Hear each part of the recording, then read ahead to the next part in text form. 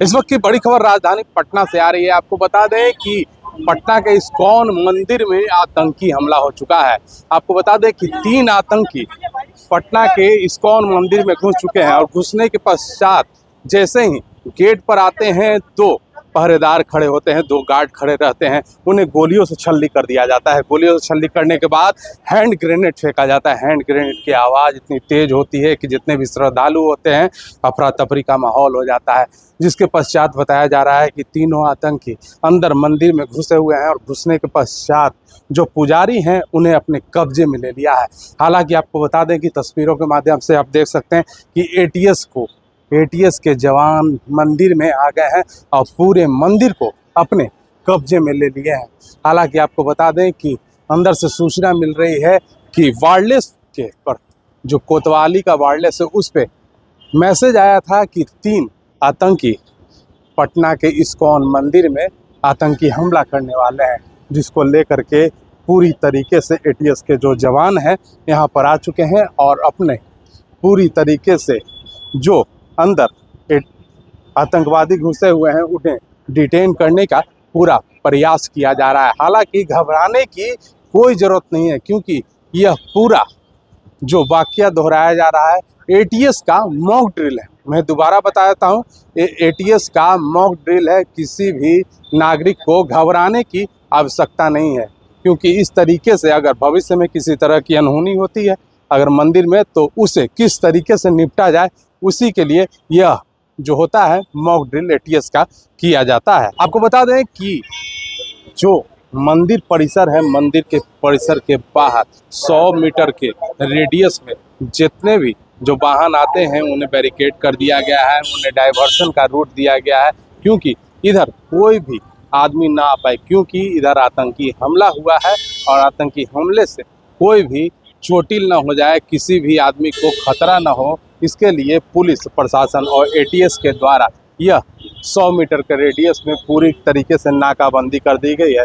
हम दूसरी बार भी ये बता रहे हैं कि ये घबराने की ज़रूरत नहीं है, ये एटीएस का मॉक ड्रिल है। अगर किसी भी परिस्थिति में जो आतंकवादी हैं अगर इस मंदिर में, इस्कॉन मंदिर में अगर घुसते हैं तो जो लोग हैं किस तरीके से एटीएस उनसे निपटेगी, इसके लिए यह मॉक ड्रिल किया जाता है। हालांकि तस्वीरों में आप देख सकते हैं कि जो आतंकवादी था उसे जो डॉग स्क्वाड की टीम है उसके द्वारा पूरी तरीके से डिटेन किया गया है और डॉग वहां पर एक व्यक्ति को पूरे तरीके से वहां लिटा दिया गया है और जो डॉग था उस आतंकवादी पर हमला कर दिया है। पटना के इस्कॉन मंदिर में जो 3 आतंकवादी घुसे थे और आतंकी हमला हुआ था, उसमें आपको बता दें कि तीनों आतंकवादियों को एटीएस ने गिरफ्तार कर लिया है। हालांकि 2 आतंकवादी ढेर कर दिए गए हैं, जख्मी हो गए हैं, गोली लगी है और उन्हें प्राथमिकी इलाज के लिए अस्पताल ले जाया गया है।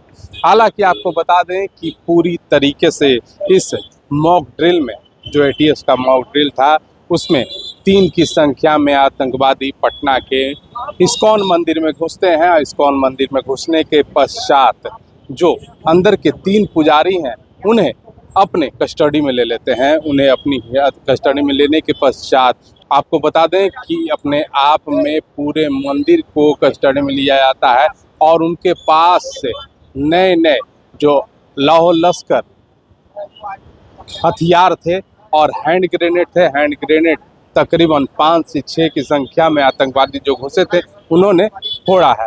जिसके पश्चात एटीएस की टीम आती है, डॉग स्क्वाड की टीम आती है, बम स्क्वाड की टीम आती है।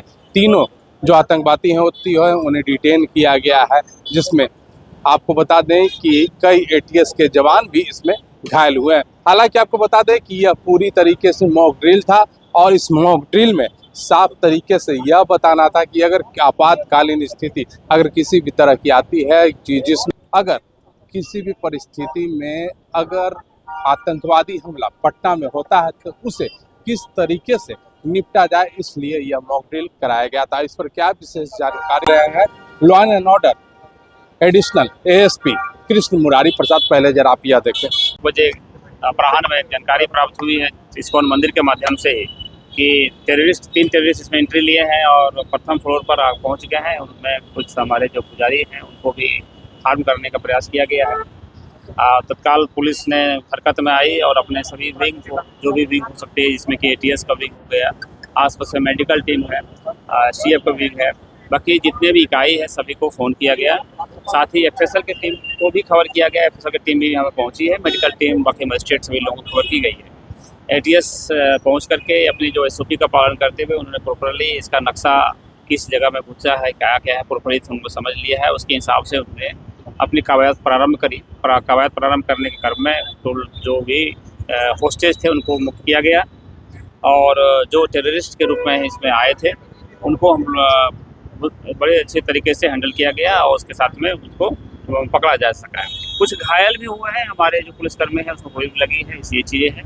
ये पूरी प्रक्रिया एक मॉक ड्रिल है, इसको स्पष्ट रूप से समझ लीजिए, मॉक ड्रिल है। मॉक ड्रिल करने के क्रम में ये कवायद है। ये इसलिए कंप्लीट दिखाया गया है कि ये कंप्लीट अगर कुछ वास्तविक रूप में यदि कुछ होती है तो हम लोग किस तरह से रहेंगे और किस तरह से हमारी तैयारी है। ये तैयारी हर एक इंस्टॉलेशंस, जो भी बड़े बड़े इंस्टॉलेशंस है, चाहे मंदिर हो, चाहे इंपॉर्टेंट ये चीज़ें हैं, सभी के लिए कराया गया। अभी हाल फिलहाल में सिटी सेंटर में कराई गई थी। तो हम लोग का एक कह सकते हैं कि जो तैयारी किसी भी लेवल होती है उसकी अच्छी से की गई है। तो आपने देखा कि कृष्ण मुरारी प्रसाद लॉ एंड ऑर्डर ASP ने साफ तरीके से कहा है कि तीनों आतंकवादियों को डिटेन कर लिया गया है, उन्हें हिरासत में ले लिया गया है। तो हम ऐसे ही छोटी बड़ी खबरों से अपडेट रहने के लिए आप देखते रहें NBC 24 सहयोगी प्रशांत के साथ मैं अजय शर्मा।